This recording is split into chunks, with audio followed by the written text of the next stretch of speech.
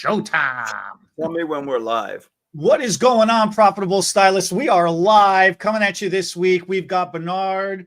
We are talking about discovering the secrets to timeless hair colors in the industry.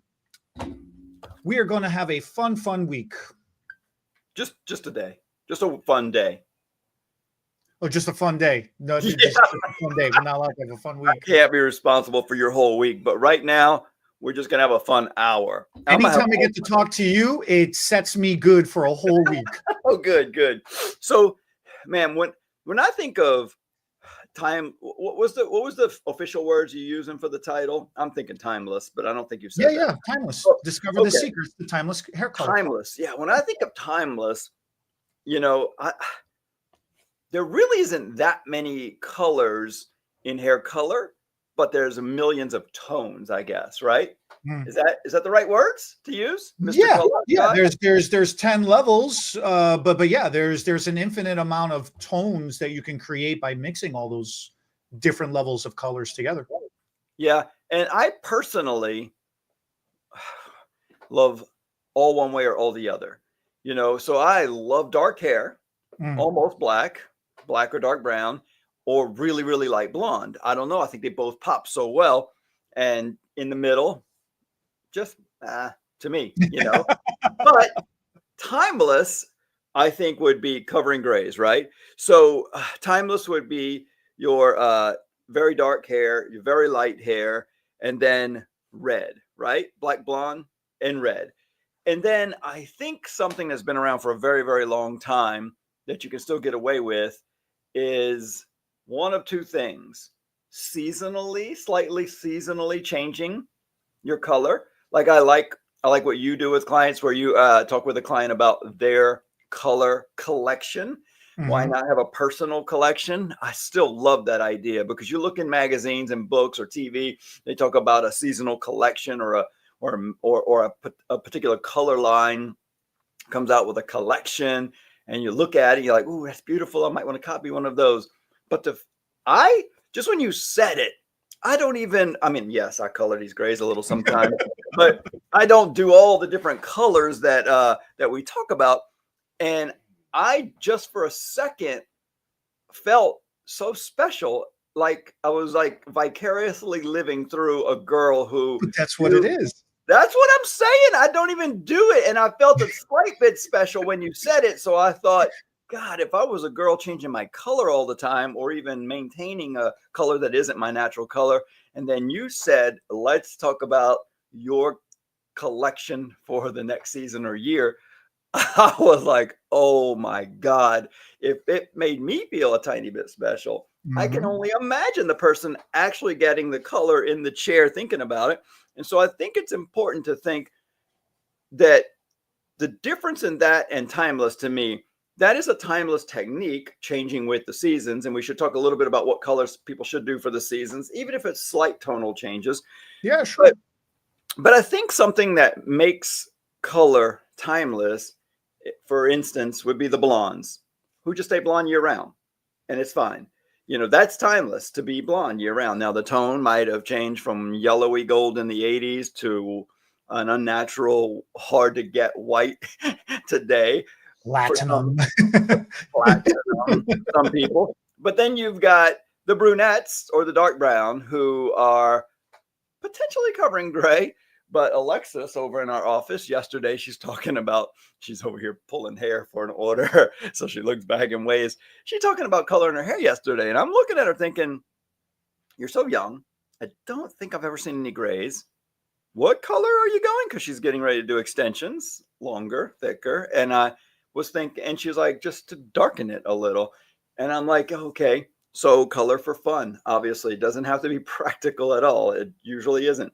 And so she's going a little darker because she likes that darker, richer color. And then she'll match the extensions to that. And so that is something that's timeless. Will give me year round too, because she's not going to change to blonde. But let's, and then there's red. And then there's red. And red is probably, these timeless colors, we also refer to them as our staple colors. Okay. These are the ones that work every decade, every generation. It doesn't matter how old or young you are. It doesn't matter how fashionable you are or not. It doesn't matter how artistic or how conservative you are with your style. Right. These are the most timeless colors that everybody does. It's a version of dark, it's a version of brunette, it's a version of blonde, and it's a version of red. The struggle with red is that when you hit the tonal version of red that you want, it looks absolutely amazing. But if you miss it, even by a smidge. So you froze for a little bit, or I froze for a little bit. So I missed what you were saying about the red. You were saying red is what? It's the most bold color out of all of them. That's true. And it stops traffic. Like anybody, a redhead is always going to stop traffic. You know, that's why anytime you see those noir movies, those black and white movies, they always throw a red dress in there. And everyone's like, whoa, what is that? You know, it's always going to grab the most attention. And when done correctly, man, is it sexy. It is awesome. But even if you're off by a little bit, unfortunately, it's so noticeable. And why is that? Noticeable. Because red, I think red, I don't know. I mean, you know more about color. So let me say it in layman's terms, the best I can understand it. And then you give me some real technical analysis if there is any. To me, you don't see the tonal differences in the very dark color as much. You know, when you have dark hair, we call it 1 or 1B in the coloring world when you're doing hair extensions, hair replacement. 1 is black, and it's rarely natural. Natural hair, even for the darker races on the planet, it's more of a 1B, which I think of the B as brown because it's the darkest brown before black. 1B is 1 brown. So in those two, the only tone you ever really hear of is blues and purples, right? It can hardly even be warm. It's more like, oh, look at that blue black. And I never even see the blue. I don't know if I'm colorblind, but people say, oh, look, that's a blue black. I think they just mean it's so freaking black. There's no other color showing.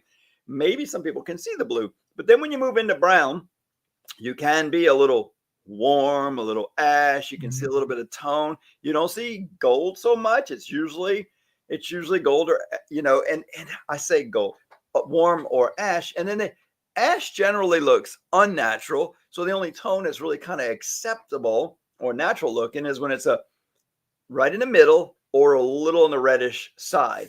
And then when you move in, and I'm going in order in my head from dark to light, right? And so as you go to red and then to blonde, when you get to the red, oh my goodness. First of all, I have a redheaded child, natural red hair, and it's not red. First of all, technically, it's not red. You know, real red would fall into, after I talk about red and blonde, I'm going to talk a little bit about fantasy colors, but the true red is in the fantasy category, right? Well, we say redheads, but really it's like orange heads, purple heads. And so to me, red is like, oh man, what shade of red? Oh, violety, purple, eggplant, orange, light orange, dark orange, bright orange. It's so vast in its colors. And like you said, if you don't get it right, you don't get it right. Even natural redheads. And so I wanted to throw something in here before I let you talk. When we had, I'm trying to keep mental track of everything I got to respond to. When we had this redheaded kid, my wife, you know, she started doing all this research because we're like, we have a redhead.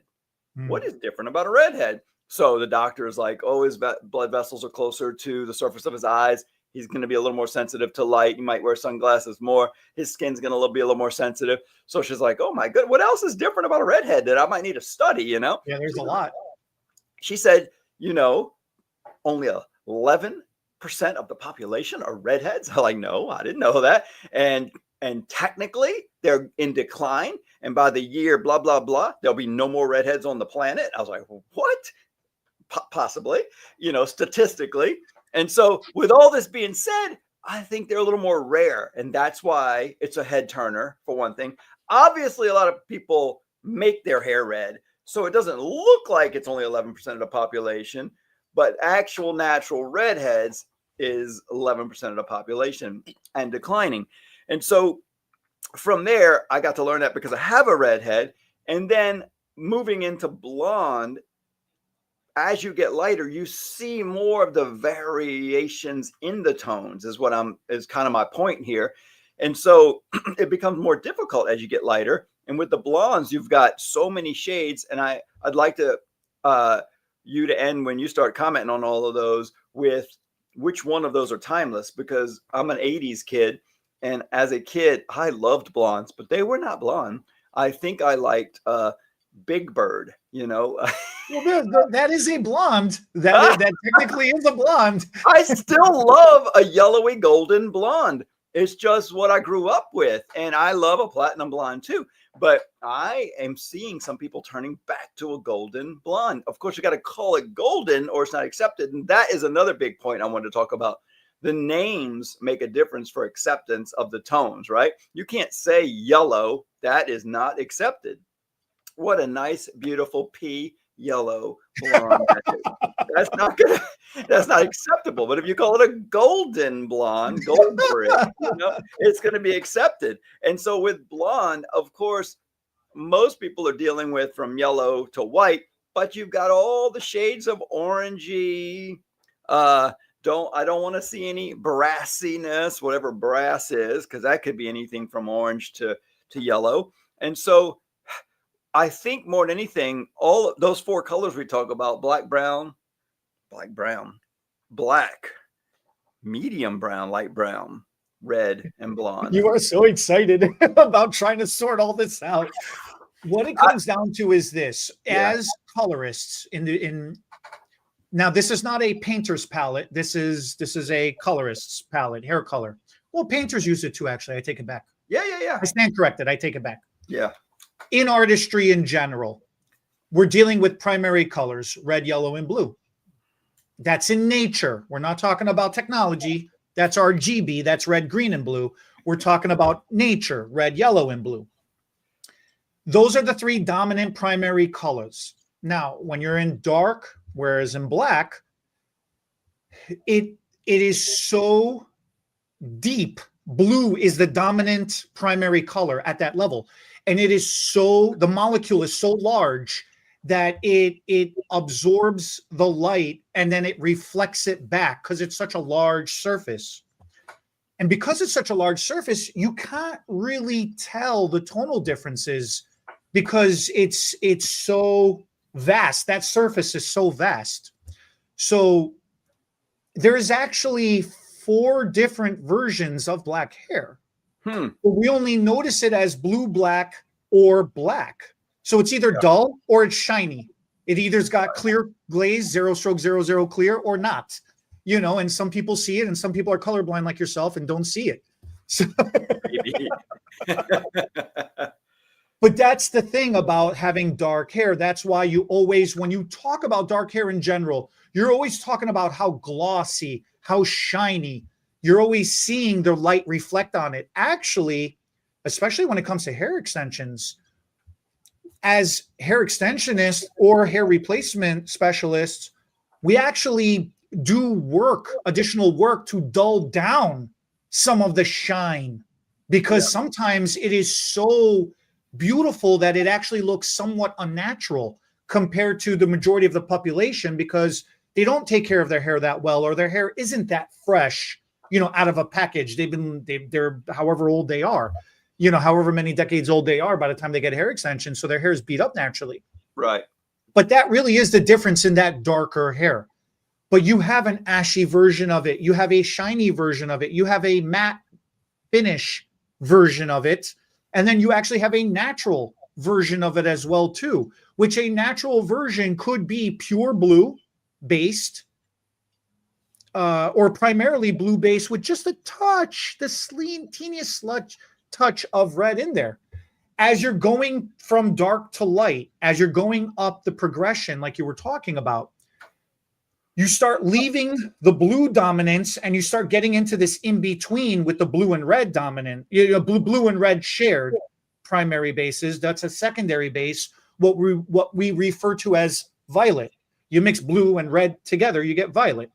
And then you start continually moving up from there. And now you're in the red dominant molecule, that primary pigment. Mm-hmm.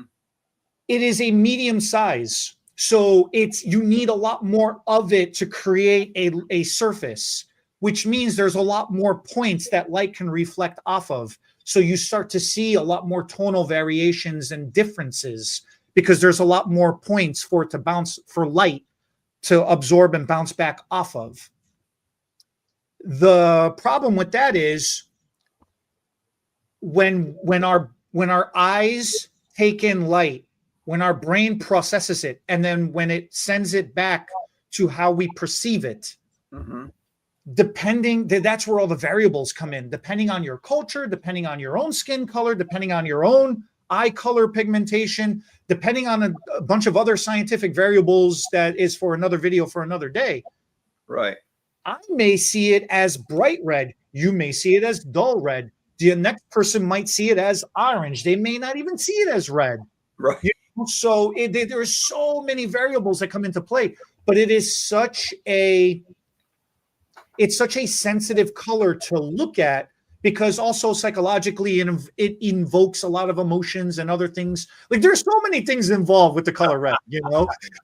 So I think that's a good point that you brought up, because I've been on a color mission recently, watching a lot of YouTube videos about color, and I can't remember the exact details. We're going to talk more about this in a few more videos though, because there's attractive color and reflective color compared to the RGB scale in videos, and then the primary colors for art and hair color are not the actual primary colors. They're just a well-accepted primary color. So we're going to talk about the actual primary colors probably next week, because I'm going to send you some videos and we're going to talk a little bit about it, because the primary colors that we deal with give us all of the, I hate to use the word dull, but I don't know how else to say it, compared to fantasy.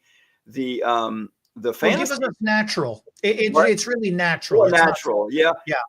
Which when you compare a natural color to a vibrant color, the comparison might be dull or drab, but that's what you're talking about. Yeah. Yeah. So it is definitely more natural. But when you go into the vibrant colors, you can't get them from our typical primary colors. You've got to move into a different set of primaries, and that's how they get the brighter colors. And we'll talk more about that. I'd like to talk about that next week, actually. Yeah, let's do it. Let's do it, because it's the whole thing between nature and science. And when they come together, what an infusion it is. And that's why hair color has so many variables to it. There's so many what if scenarios, you know? And then as you're continuing from the reds, that's that middle primary color. Now you start moving up to yellow, which is the smallest of the three primary colors. When you mix red and yellow together, that's where orange lives. And so you're in that in-between phase before you get to that primary dominated version of yellow, which we refer to as blondes. The brassiness that everybody's worried about is when you're still the in-between phase. You're in that orange dominated phase, which is a secondary color. For the most part, if you're purposely trying to do it, it's very passable and it looks great. The struggle comes in when you didn't want to get that. When you were trying to achieve a dominant yellow, a dominant blonde version of color, and you miss your target, and then it comes out looking a little bit of orange mixed into it, that's where the term brassiness is so widely used. That's where it's acceptable, you know, because it's literally like the word brass, you know, the metallic brass that we all know about has that orange, that yellow orange reflective color to it, you know. Now with blondes, because it's the smallest of all the three primary colors, it has the most amount of reflective points for light to bounce off of. Because it is so tiny, a lot of the times light just passes right through it and misses altogether. That's why also there was so many things to go over. But it's also because it's so small, there's not a lot of surface space to condition the hair. Which one? Yellow, blonde. Okay. You know, so you've removed all the pigment out of the hair.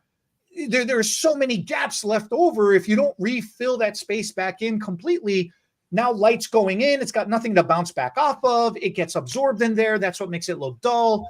There was no condition to the hair, so the hair is fried a little bit. That's what makes it look like hay or straw. Like, you have all these words for dark color that are nice and good and positive. You have all these negative words for, like, oh, you have Barbie doll hair, you have hay hair, you have straw hair, you have fried hair for blondes. You know, you don't have all these nice words for blondes. Well, I've never thought about it like that, but isn't that kind of the point of, you don't see as many variations in the dark, and you do it as you go lighter. So I think there's more room for error or not the exact tone that I thought I was going to get. But it's the same amount of tonality. It's just because of how light reflects off of it. You just notice it more in you notice those discrepancies in the blonde more. Right. That's the fun of it. That's why we have You call so it fun. many. You call it fun. I know. It's my fun and it's my misery all at the same time, because I do the technical support and I teach classes, and I have to help hairdressers on a daily basis try to sort out their clients. And then behind the chair, I have to sort out my own clients. It really is, when you nail a blonde, man, does it make you feel good. Man, are you walking tall and proud and you got your chest out and everything, and you're like, yeah. And then when you miss a blonde, oh my God, that's when you find yourself a bottle deep and you're like, I suck at life. You look like that, like in the movies, you see the person at the bar drinking. How about just trying to get to blonde from a color you should have never started? That's a whole nother video. Right. So what else could we talk about with timeless colors? Because I think timeless styles go along with timeless colors. That might be another video also, but people normally talk about timeless styles more than they talk about timeless colors. And I just want to kind of talk about how those play together and why, and what makes something timeless. Why is it timeless? I'm not even saying I have the answers to these questions. Timeless color is really what, it stands the testament of time, meaning trends are something that are popular and talked about right now. Mm-hmm. That's what a trend is. A trend doesn't mean everything else goes away and disappears. A trend just means that this one thing in particular is what's being talked about and being noticed. It's got its 15 minutes of fame right now. It's like a viral video, okay? That's what a trending color is. And trending colors are always going to be on some kind of a rotation based off of a timeless color. Because no matter, okay, so for example, a trending color right now, for example, is a very specific version of red, which is a copper, okay? A copper tone in particular is trending really popularly right now. That doesn't mean that you can never be a redhead, a brunette, a dark black, or a blonde. That just means you're not keeping up with what the current trend is, but yet you still look amazing. You still look beautiful. You still. When you said you're not keeping up, that's exactly what I thought. No, but it's the opposite. You're still turning heads and getting attention, and that's the timeless colors, because you're still look amazing. You're still what society sees as beautiful. You see it described in books all the time. She had color like golden spun thread. We hear these words like this. You have the hair the color of a rose, of a red rose, the scarlet. I got lost in your hair color, like I get lost looking into the sky in the deepest, darkest night, looking into the stars, gazing into the stars. Like, I don't know, I'm not really a romantic kind of guy. I know, but you obviously read a lot more than me. I try. Yeah, that's nice. I practiced on Carmelina a lot, Some good stuff there. That's some good. I'm gonna have to write this down. I'm gonna watch this video again and write this down. That's good. You tell it to Vinci tonight, You mentioned the copper. I know it's probably, I don't see it posted quite as much, but what kind of started was the cowboy copper. And that's why I was talking about a name really set a trend off. And it's not like we haven't done that copper many times before, but calling it cowboy copper, cowgirl. Was it cowgirl or cowboy? Cowboy, cowgirl, depends who you're doing it on. Yeah, sure. Yeah. I can't remember what the actual, now that I'm saying it, cowboy copper, cowgirl copper. Anyway, you saw some ads with some red hair, and you saw the cowboy cowgirl hat on, some cowgirl boots, and those dark tans along with that red hair, and boom, it was popular. And so it was fun. It was fun. And we're still doing it, like you said. But which red would you call timeless? Because it's pretty easy on the brown side. The blonde side, I would have said a golden blonde was timeless, but there's very few golden blondes these days. No. There's still a lot of golden blondes out there.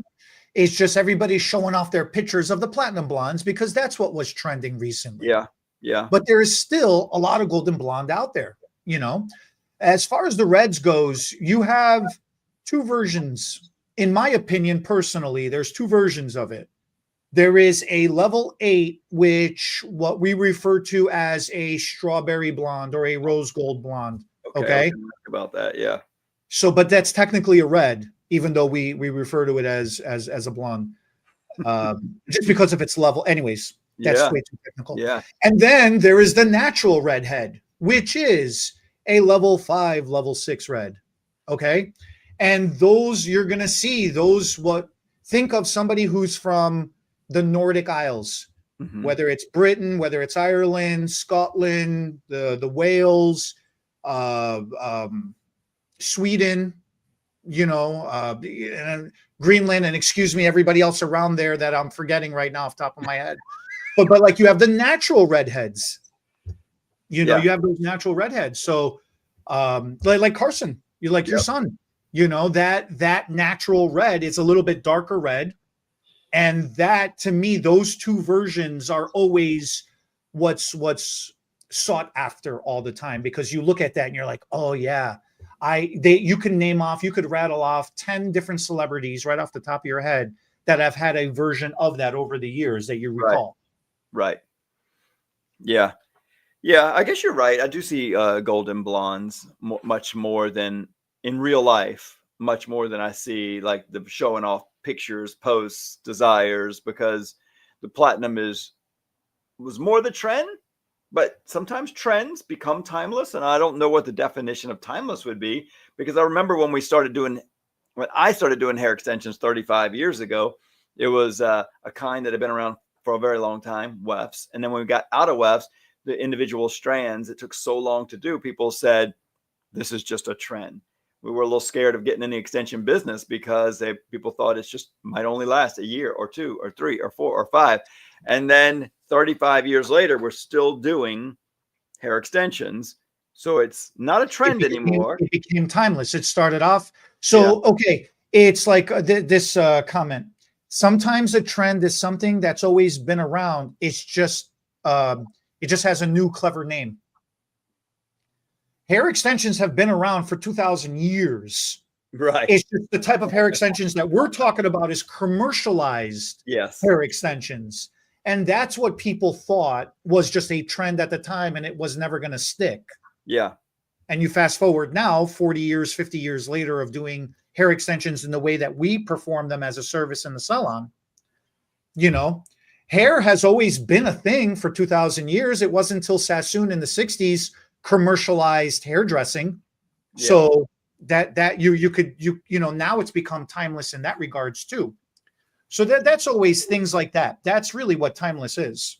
And I think we are talking about color, but you can never discount how much better color looks with the right dressing around it. And I'll start with the hair itself. I mean, obviously the cut, the style is going to make a big difference, but then a person's makeup and their clothes are going to draw attention to that nice color also. So you can't take away the styling, right? You can have any timeless color and let's let it be a tangled, knotted mess. And I don't know if the color matters so much. It completely matters. This is something that a lot of new stylists struggle with. That's right. And when I do mentorship, the finish, when I'm training new stylists and when I'm helping mentor new stylists, Even stylists who have hit that 5 to 10 year mark where things are starting to make sense and click, but then they plateau, but they have the talent and the ability to get better. They just don't realize it.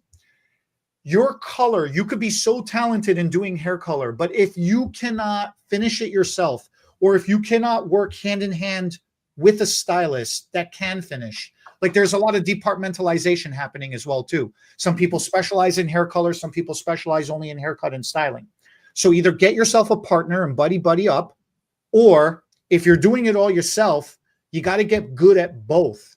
Because if you do the best color ever, if you cannot style it properly, you cannot show it off, and it's still crap color at the end of the day. Conversely, you could do a crap color, but if you are amazing at styling, there is so much crap color out there. That's why curling became such a styling phenomenon and became such a styling trend. It really was to initially hide crap color, you know? And that's why anytime anybody ever brought me the picture and they're like, I want this, I'd be like, I will do it for free for you if you can find me one freaking picture of the same girl with straight hair. I'll do it for free because I know it doesn't exist. Yeah. And I'm not crapping on curls. Curls look great. Oh, no, curls are used to disguise bad extension haircuts too. I get it. That was the whole thing. It got way out of hand. The curling trend, I'm happy that it became a thing because it's opened up people's minds to different options and different wild styles. But why did you say wild style? Wild style. You wild stallion, you. Yeah. But that's the whole thing, you know. That's need a haircut. You need both. A good cut shows off a good color. A good color makes the cut great. A great color makes the good color great. And then style. And style. I think that's where you meant to go. Yeah. Color, right. Yeah. Obviously you color it well, but then a jacked up haircut is just going to take attention away from what might be a very good hair color job. And then if it's not finished well, and that, oh, the finish, you know, I mean, it's the end, even if it's flat iron, even if it's straight, like you're saying, people will pass that flat iron a little too fast or a little too cold over the very ends, or not hold them straight as they cool. And you can have smooth, and then ends just everywhere, just don't look good. And I don't think some people see it or don't know how to finish it.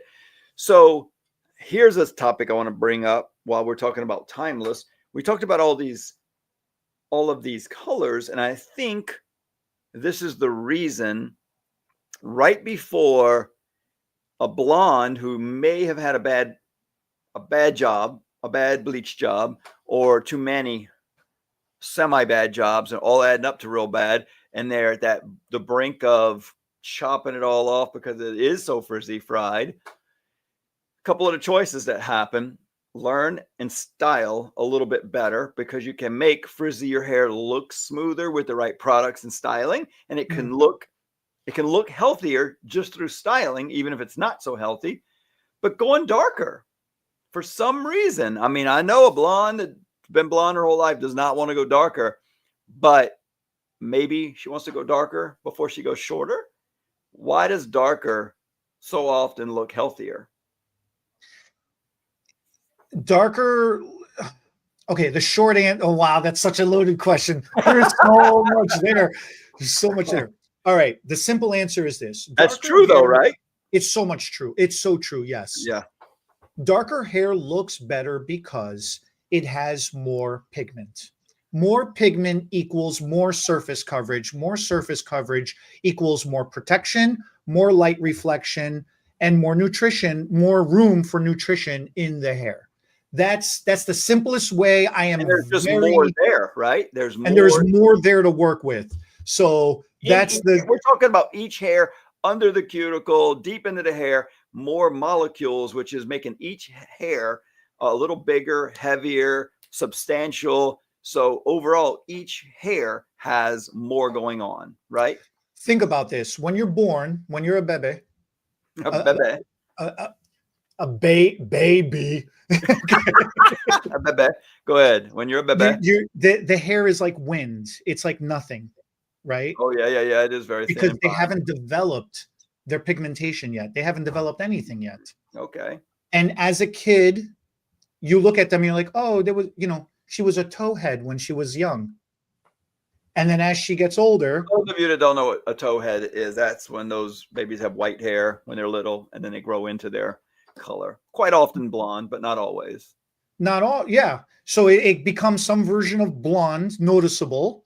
Then it becomes darker, like a sandy blonde. Then it becomes a light brown or a dishwater blonde. We've heard all these terms before. Dishwater blonde used to be a positive term, but it doesn't sound so positive these days, right? You know what? In my opinion, I think dishwater. I think a dishwater blonde is the perfect. Listen, here's a PSA in my personal opinion. People used to ask for dishwater blonde when I was right. But now that I think about it, nobody does anymore because that means dirty water.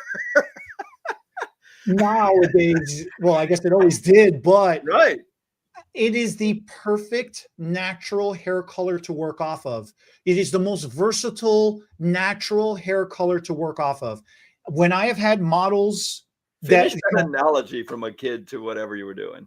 Well, just naturally you start to develop pigment in your hair. So your hair naturally gets darker. As you're developing, you're building sustainability, which is pigment. And it gets darker because it's adding more pigment into there. That's how your hair starts getting stronger, longer, fuller, thicker, all the good words that we all want all the time.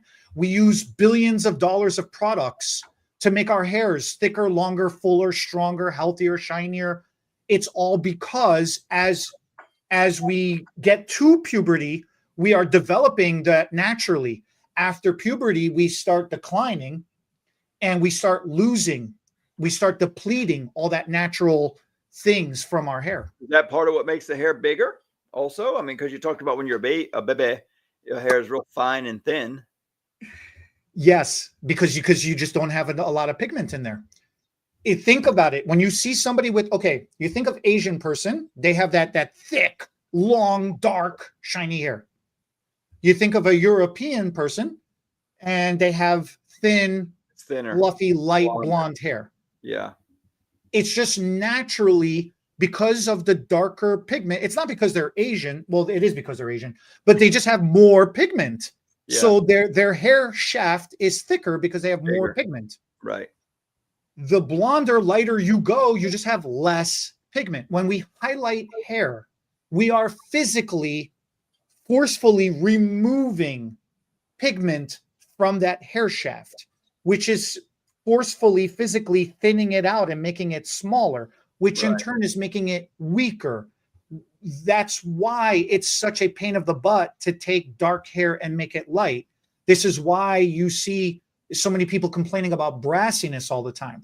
It's a reason why people need to tone. Toners have become a lot more of a staple thing nowadays out of necessity, because the versions of blondes that are trending versus the versions of blondes that have been our standard blondes, timeless, change with the trends.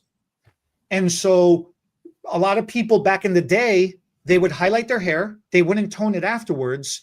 They would do something else to complete the coloring process, like a deep conditioner. Nowadays, you don't see so many people under hood dryers. You barely see hood dryers in the salon anymore. Right. A lot of people don't spend time doing deep conditioner services after hair color treatments. Right. But they do spend time doing toners. So it's just a different way of completing the hair color service. Finding the right toner is a whole nother video in of itself as well. Because toning is a whole, I mean, I have an entire program that I teach that's just dedicated to toning altogether. Yeah. It's a whole 2-hour program just for toning because it's that in depth. There's that many variables going on with it. But that's the whole beauty of it too, is what level of blonde are you trying to get? Because there's 4 levels of blonde. Within those 4 levels of blonde, you've got 7 different tonal versions within those 4 levels. And then, depending on the type of the hair that you have, you could do a combination of any of those as well too. So it's not not everybody has an infinite amount of possibility available to them, but they have way more options available to them than they realize. Way more. Right. And that's just, we're talking about being a solid blonde. Now, if you throw in dimensional blonde, highlighted blonde, tonal variations, now you're opening up yourself to a wide variety of anything you want to be. So it doesn't matter how light or dark you naturally are. It doesn't matter how light or dark your skin tone is. You can find a blonde that fits you. And that's what people need to do more of, is be timeless with themselves, not try to fit themselves into a current trend or fashion. You just may not have the look for a current trend or fashion, but there is a trend and fashion that suits you personally. Because it's timeless. And that's what makes it timeless, that timeless beauty. Everybody has that inner beauty, that timeless beauty in themselves. That's what that's really about more than anything else. Well said. Just turned into a Tony Robbins motivational. Everybody. I was thinking, everybody? I mean, everybody. Okay. Everybody. You're beautiful. You're beautiful. You're beautiful. That's very nice of you. But that's our job, though, is to figure out each client's personal beauty in the chair and try to bring that out for them and enhance that for them. Right. And if I had to add to that or critique it a little bit, I'm thinking of the professionals I go to for services. Like if I go sit and do my taxes, what am I? It's sad. I'm judging her hair while she's doing my taxes, good or bad. That's what I'm looking at. My waiter comes to the table. I'm looking at his or her hair while he's asking me what I want. What do you want to drink? Because that's where we're going to get any drinks or any appetizers. I'm thinking, you have roots, And so I would like some root beer to go with that rooted hair of yours. Yeah. And so to me, maintenance, consistent, we often do a great job, or a client has this, but a whim. I think what makes timeless so good is people who are consistent with their lives, with their color. I mean, you make your doctors, your dentists, so many appointments you are consistent with, but too many people aren't consistent with their appointments in hair, and too many hairdressers don't help their clients do that. Why should somebody, some people have so much gray roots, they should possibly be getting colored every 2 or 3 weeks rather than 4, 5, or 6. And then sure, people can go 4 weeks, but I see too many people going 5, 6 weeks and more these days. And I would say 90% of my clients, color or highlights, were coming every 4 weeks, with a rare few coming every 3. And then a super rare coming every 2. But I think that is even more important. If you're going to be getting something that you want to look good and timeless and consistent, you've got to be consistent with your appointments. And I think that comes from both the client and the hairdresser. Both are at fault here if it's not happening. I mean, I was so consistent with getting my appointments scheduled before they left. And I know when you're a new stylist and you don't have a lot of clients, you can't be this pushy. But I can remember towards the end of me still being behind the chair, if I got a new client, I was thinking of their whole life with me right now. If you can't fit into my life the way I think your hair is going to look best, you may want to find another stylist. It's just not going to work here. I wasn't that nice about it. I was more like, this is how I work. We're going to schedule it. I'm looking at your hair now, judging how fast that hair color's grown out. You're going to need to come in every 4 weeks. And like, oh, I don't make appointments ahead of time. I don't ever know my schedule. I said, that's okay. We'll find another hairdresser for you then. Wait, what? I was recommended to you. I said, right, because I care. And I only like to work on people that actually care about their hair also. You can't be out there representing me just willy-nilly trying to call and get fit in, because I'm pretty busy. And if I can fit you in 4 weeks, I'm also going to schedule you for the rest of the year at that day and time, because that's what's open, because I don't have a lot of time open. If we can't make this a consistent, I get it. You might want to see if you like me first, but I came highly recommended. At this point, I'm there. I'm at the top of my game. My customers love me. They're telling their friends. So there's a lot of trust already there, but they're still trying to fall into old fashioned or their old patterns of just call when it looks like I need it. If it looks like you need it, you don't look good. If it looks like you need it, you're probably 2 weeks overdue. Right. Right. And I don't want that to happen. And then you aren't gonna, I'm not gonna get that reputation that I have if I have too many of you. You know, I've got that reputation because my clients are very consistent. So they're looking really good all the time. Their hair color. And you know, this is the part a lot of hairdressers don't want to talk about either, that comes with the looking good and the timeless and the consistency, is that, and man, I don't really know how to say it and make it sound good. Maybe you could clean this up. The thing, for the most part, and not 100% of the job, but a big percentage of the job, when consistency and color and cuts and styles and maintenance is done right, a big percentage of the job seems boring. It seems boring when you describe it, right? Because it's the same thing over and over and over again. But that's what timeless is. That's what consistency is. There will be micro changes with seasons of a person's life, with life changes, with career changes, with relationship changes. There will be changes. But I would say 80% or more, maybe 90% of your business, if you can get it there, is real consistent. Your income is really consistent also.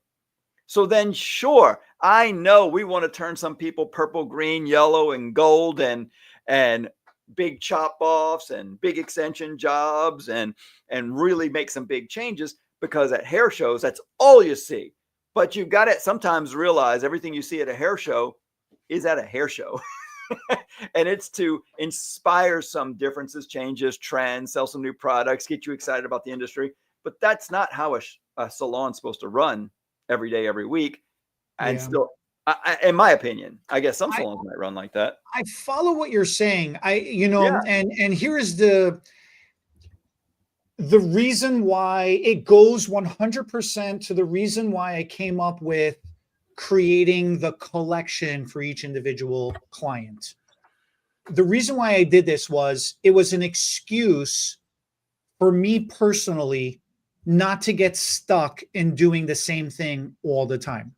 When I was a young stylist first starting in the salon, during my time, weekly sets was how you made your money.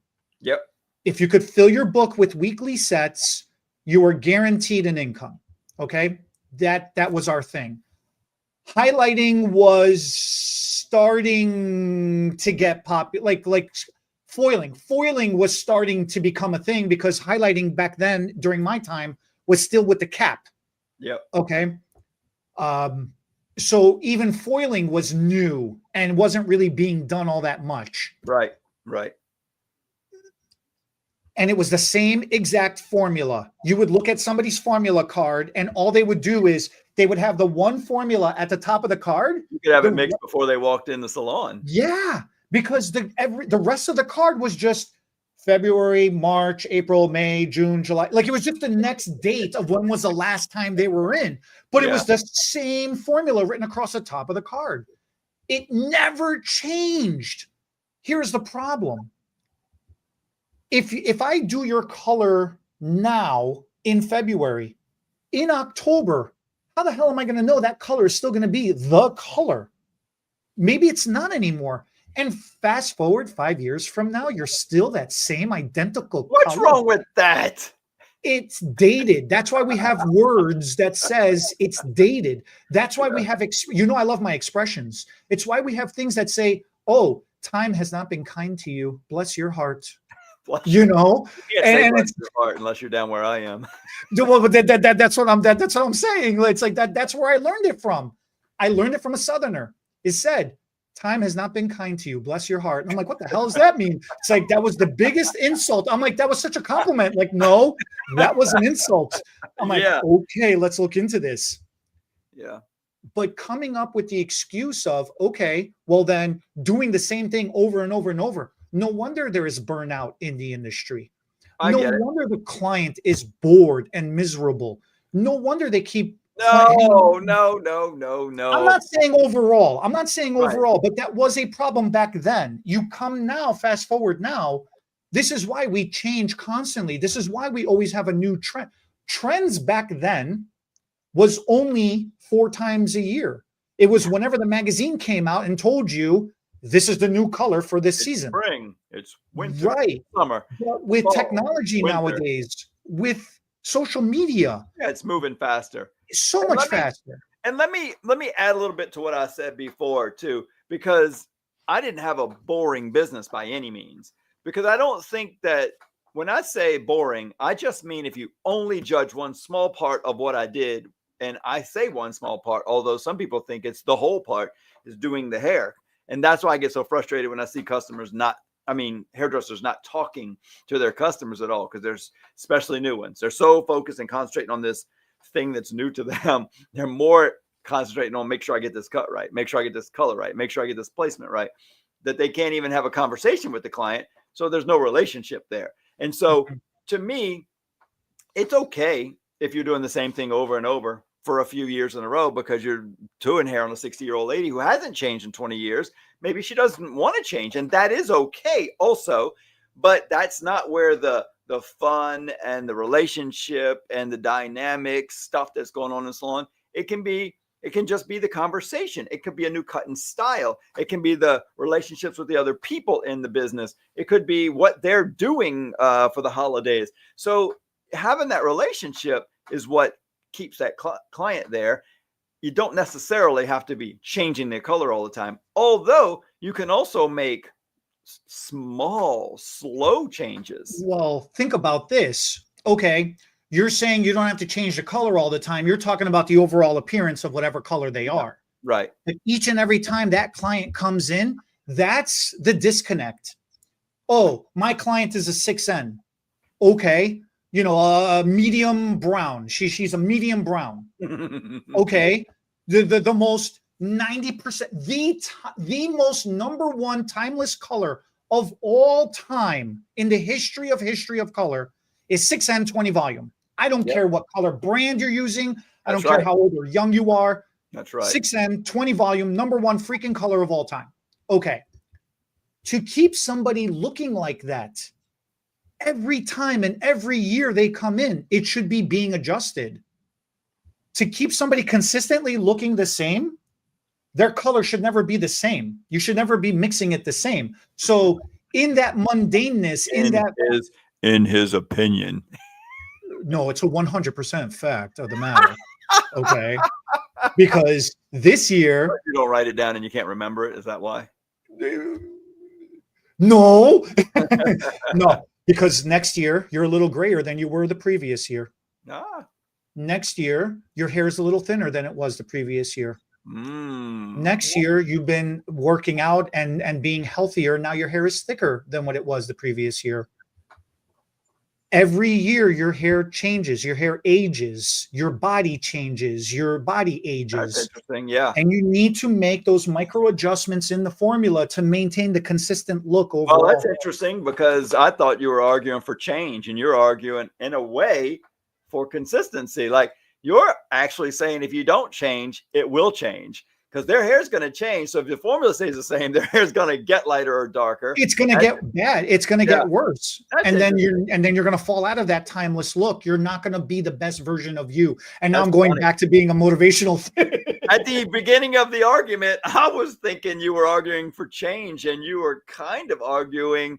I'm arguing for consistency. So they can be consistent. That's an interesting, very interesting. Change equals consistency. Isn't that weird? Yeah. And I've always believed that nothing can stay the same. So because time is always changing, like prices can't stay the same because everything gets more expensive. So if you keep your prices the same, you're making less money. Right. So that's interesting. Yeah. If you keep doing but that's why I was calling out the formula cards back then. They would just put the date and mix the same exact thing. And then they would, and that's where the whole thing of, oh, the color's not working anymore. I need a new color line. Oh, I must have gotten a bad batch. That's where all that crap started from, because the same formula for 10, 20 years used to work for 10 years, all of a sudden wasn't working anymore. It's because it was never changing. And it was to keep the consistency, no change was being done to maintain the consistency. So change is a great thing, whether you're trying to do extreme, fantasy, fun, or trending. change is also equally, if not more important, in my opinion, to keep timeless and consistency and classic looking too. Interesting. Bye. Yeah. All right. So next week, we're going to have a great discussion about hair color and about how we see hair color and perceive it. If you have any questions between now and then, primary colors and the primary colors. The So true primary. let us know what you think, what, in your opinion, the timeless colors are for you based on this week's topic. Give us a couple of questions for next week, and we'll go over them during our discussion as well. As always, thanks for watching. Stay informed. We'll catch you. Comment and subscribe. You have